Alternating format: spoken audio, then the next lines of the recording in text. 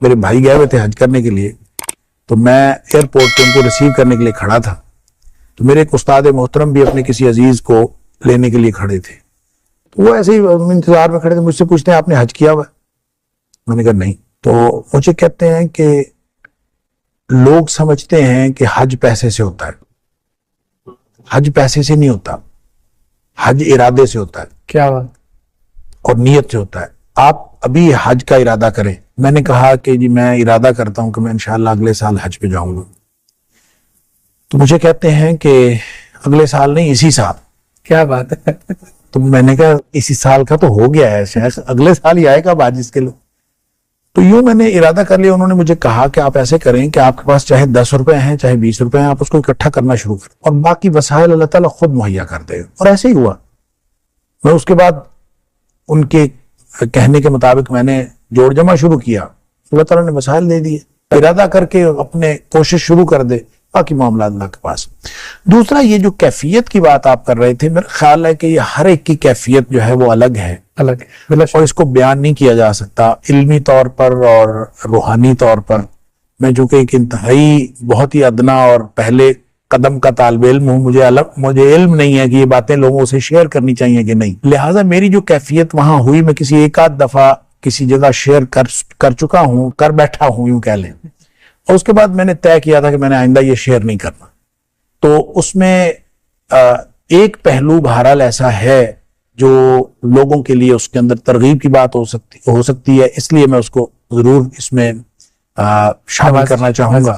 وہ میرا تجربہ اس طرح سے ہوا کہ ہم لوگ حج پہ گئے اور حج کیا، پہلی دفعہ میں گیا تھا تو ہم تقریباً 30 دن جو ہے، وہ 40 دن کا پیکیج ہوتا ہے، تو 30 دن ہم مکہ مکرمہ میں ہی رہے۔ تو ویسے تو حج کے اندر پیکیج یہ شامل تھا کہ وہ حج سے پہلے مدینہ منورہ جانا تھا اور واپس آنا تھا، لیکن ان کی کوئی ایڈجسٹمنٹ میں کوئی مسئلہ ہو گیا، تو جس کی وجہ سے ہم حج کے بعد ہم مدینہ منورہ گئے تو سب لوگ یہی کہہ رہے تھے کہ ساری مشقت ادھر ہی ہوتی ہے مکہ مکرمہ میں، اب وہاں تو جا کے آرام کرنا ہے اور کچھ نہیں ہے، کوئی مسئلہ نہیں۔ تو میں نے کہا کہ ٹھیک ہے، اگر یعنی یہ کیفیت تھی، لیکن جب تو پہلا دن تھا میں مسجد نبوی میں بیٹھا ہوا، میں یہ سوچ رہا تھا کہ نبی کریم صلی اللہ علیہ وسلم کے شہر میں آئے ہیں، تحفہ کوئی ہدیہ نبی کریم صلی اللہ علیہ وسلم کو پیش کرنا چاہیے، تو کیا میں تو کچھ بھی نہیں لے کے آیا۔ ایسے خیالات آ رہے، کیا بات، اور سوچتے سوچتے یہ خیال آیا کہ نبی کریم صلی اللہ علیہ وسلم کو پیش کرنے کے لیے درود شریف سے بہتر تحفہ کیا ہو سکتا ہے۔ پھر سوچا کہ درود شریف تو ہمیشہ پڑھتے رہتے ہیں، پھر خیال آیا کہ اتنا پڑھیں جتنا کبھی نہیں پڑھا، سبحان اللہ، تو پھر یہ شاید کوئی ہدیہ ہوگا نبی کریم صلی اللہ علیہ وسلم کی بارگاہ میں۔ تو پھر ایک فگر مقرر ہوا خود ہی ذہن میں نا کہ اتنا مجھے روزانہ پڑھنا چاہیے، بس وہ فگر میں زیادہ بڑا مقرر کر بیٹھا، تو وہ پھر مجھے اتنی مشکل ہوئی اس کو پورا کرنے کے لیے کہ میں سمجھ لیں دن رات صرف درود شریف پڑھتا رہتا۔ سبحان اللہ۔ تو اس کا پھر کوئی 5واں کا دن تھا میرا خیال ہے، کیونکہ وہ 7 دن کا وہاں پہ قیام ہوتا ہے، تو 5واں کا دن تھا اور خواب میں نبی کریم صلی اللہ علیہ وسلم کی زیارت ہوئی۔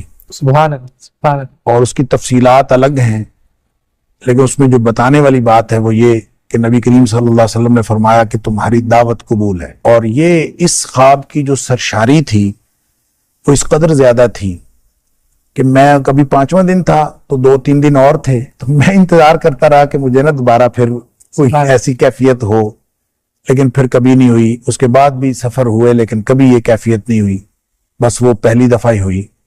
تو اس میں جو آپ نے کہا کہ حج سے پہلے کی کیفیت اور بعد کی، تو اس میں جو فرق ہوا، اس خواب کی جو کیفیت تھی اس میں گروپس نبی کریم صلی اللہ علیہ وسلم کے سامنے پیش کیے جا رہے تھے، تو گروپ کی شکل میں نبی کریم صلی اللہ علیہ وسلم بتاتے تھے کہ ان کی دعوت قبول ہے، ان کی دعوت قبول نہیں ہے، یعنی اس طرح سے وہاں فیصلے ہو رہے تھے۔ کچھ بہت ہی حیرت انگیز چیزیں بھی میں نے دیکھی۔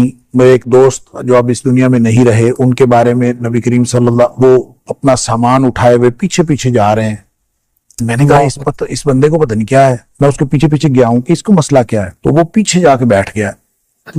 میں نے اس کے جا کے پوچھا، میں نے کہا آپ کو کیا ہوا؟ کہتا میری دعوت قبول نہیں ہوئی۔ تو میں نے اس کو پوچھا آپ کی دعوت کیوں قبول نہیں ہوئی، آپ کے پاس سارا سامان تو موجود ہے؟ تو اس نے کہا میری داڑھی چھوٹی ہے اس لیے میری دعوت قبول نہیں ہوئی۔ اب یہ عجیب بات تھی، اور پھر میں جب یہ واپس آیا ڈاکٹر صاحب، میں اس کے گھر گیا اور میں نے اس کو یہ بتایا نہیں، میں نے ویسے یہ بتایا، میں نے کہا مجھے خواب میں کچھ بشارت ہوئی ہے تمہارے بارے میں، सुभान अल्लाह। और ये बशारत हुई है कि तुम्हारी सारी बातें ठीक हैं, बस थोड़ा सा मसला है दाढ़ी वाला, वो भी पूरा कर लो। और वो अल्हम्दुलिल्लाह उसने फौत होने से पहले दाढ़ी पूरी कर ली हुई थी, सुभान अल्लाह। अल्लाह ताला उसकी कबूल फरमाए। लेकिन मैं ये कह रहा हूँ कि उन कैफियत में जब हमारा ग्रुप पेश हुआ ना, तो उस ग्रुप को उन्होंने, नबी करीम सल्लल्लाहु अलैहि वसल्लम ने यूं फरमाया कि इनकी दावत कबूल है, तो हम सब खुशी मुबारक सब कुछ। लेकिन हम जब जाने लगे हैं तो फिर पीछे से आवाज पड़ी है, हम दोबारा फिर आए हैं और फिर ये हुक्म हुआ है कि आप लोग एक दावत और करें। अल्लाह। अच्छा, ये जो थी उस पूरे ग्रुप के अंदर बहुत खुशी की लहर दौड़ गई कि ये कोई खास हमें हुक्म हुआ है कि दूसरी। मैंने उसको ये समझा कि हम जो दीन का काम कर रहे हैं वो बहुत थोड़ा है, हमें उसको कम से कम दुगना कर। जो हज से पहले की कैफियत है और हज के बाद की कैफियत मैं समझता हूं वो ये है कि मैंने अपनी जिम्मेदारी ये समझी कि नबी करीम सल्लल्लाहु अलैहि वसल्लम हमसे जो तकाजा करते हैं वो इससे कहीं ज्यादा है, हमें और ज्यादा काम करना चाहिए। बड़ा मशहूर मामला है ना मुस्तजाबुद दावत होने का, इस हवाले से आपका कोई तजुर्बा? मुस्तजाबुद दावत थे, बिल्कुल मेरा तजुर्बा है। और सूफी अब्दुल्ला साहब के हवाले से बताते थे कि वो चूंकि बड़े मुस्तजाबुद दावत थे, तो उनके बारे में भी मैंने पूछा उनकी दुआओं का क्या तरीका क्या होता था। वो कहता है वो ना दुआएं बड़ी मांगते थे, बड़ी अजीब तरीके से। तो रुबूबियत की आयत पढ़ते जाते थे, जिसमें अल्लाह ताला की अता का जिक्र है वो शुरू कर देते थे और मुख्तलिफ जगहों से आयात जो उनको याद होती थी पढ़ते जाते।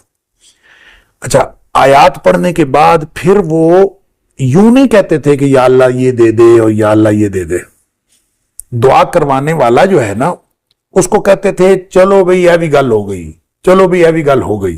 वो कहते मसलन एक बंदे ने खबर सुना देते। हाँ जी, एक बंदे ने जो है उसने कहा जी आप दुआ करें अल्लाह ताला बेटा अता करे। ये सूफी अब्दुल्ला साहब की बात हो रही है। ये सूफी अब्दुल्ला साहब की बात जो मुझे सूफी आयशा साहब ने बताई। बिल्कुल। तो कहते हैं कि वो यूं खड़े रहे, आयात पढ़ते रहे, तो फिर उसके बाद कहते हैं कि ये लो चलो जी एक पुत्र, चलो जी 2 पुत्र, 3 पुत्र, 4 पुत्र, 5, 6, 7, 8 बड़े ने। सुभान अल्लाह। वो कहते हैं इस तरह से वो दुआ उन्होंने की। तो वो कहते हैं सूफी ऐशो मसाव कहते हैं मैंने अपनी जिंदगी में तो उसके 8 बेटे ही हुए। अल्लाह। अच्छा, खुद उन्होंने मुझे अपने दुआओं के बारे में बताया। एक तो वो जिक्र बहुत करते थे और बाज अज़कार उन्होंने मुझे बताया, मेरे साथ शेयर किए, सूरह फातिहा, आयतुल कुर्सी, बहुत ज्यादा। अच्छा, वो जो कसरत करते थे ना उसका आप ये अंदाजा कर लें कि एक दफा वो कहते हैं कि मैंने अल्लाह से दुआ की या अल्लाह मेरी ये दुआ कबूल कर ले, मैं 1000 रोजे रखूंगा। अच्छा, अल्लाह अकबर। आप अंदाजा करें इस तरह को करता है। हाँ, बहुत और मुश्किल। फिर वो कहते मैंने रखे। अच्छा, मैं हैरान हजरत, 1000 रोजे 3 साल बनते हैं। तो कहते कोई नहीं, वो मैं रोज रख लेता था, अल्हम्दुलिल्लाह रोजा रख लेता था, रोजाना ही रख लेता था। सुभान। तो कोई नहीं, अल्हम्दुलिल्लाह कुछ भी नहीं हुआ मुझे, मैं ठीक 1000 रोजे रख लिए। अब देखें जो बंदा 1000 रोजे रखेगा, और फिर वो कहते थे अल्लाह के रसूल सल्लल्लाहु अलैहि वसल्लम फरमाया कि जो दावत साइम है ना वो रद्द नहीं की जाती। रोजेदार की दुआ। वो कहते हैं आप रोजा रख के तो दुआ कर लें, फिर रद्द नहीं की जाती जब गारंटी है नबी पाक सल्लल्लाहु अलैहि वसल्लम ने दी। डॉक्टर साहब बहुत शुक्रिया आपका। नाजरीन, ये अल्लाह वालों की बातें हैं, अल्लाह से ताल्लुक़ की बातें हैं। एक ब्रेक, एक प्रोग्राम क्या, इस पे तो जिंदगियां बीत जाएं जब हम अल्लाह वालों की बातें करें और अल्लाह ताला की अता की बात करें, उसके देने की बात करें और बंदों से ताल्लुक़ और मोहब्बत की बात करें।